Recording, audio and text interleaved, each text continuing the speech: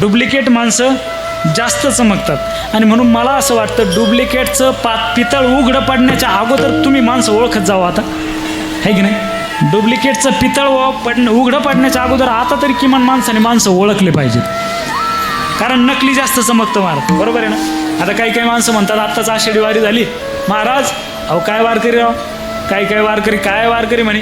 एका वारकऱ्याला आमच्या दिंडीत सोबत होता म्हणे, रोज माळी 2-2, 3-3 माळी त्याच्या गळ्यात होत्या, रोज गंध लावायचा, मोठा गंध, धोतर टोपी सगळा पोशाख घालायचा, आणि पंढरपुरात त्याच्या हवाली कपडे दिले म्हणे, आंघोळीला कपडेच घेऊन गेलो पिशवीच.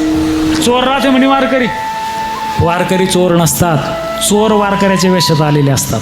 फक्त हे आपल्याला कळणं गरजेचं आहे, हे आपल्या लक्षात येणं गरजेचं आहे. भामटे लोक जास्त आलेले आहेत, त्यांनी आपला वेश धारण केलेला आहे. आणि मग असे काही प्रकरण आता सद्यस्थितीमध्ये वारकरी संप्रदायातले काही प्रकरणं तुम्हाला दिसतात, समजून जायचं हे भामटे लोक आहेत. हे डुप्लिकेट लोक आपल्या संप्रदायामध्ये घुसून संप्रदायाला बदनाम करण्याचा प्रयत्न करतात, पण संप्रदाय कधी बदनाम झालाही नाही, होणारही नाही. विठ्ठला विठ्ठला.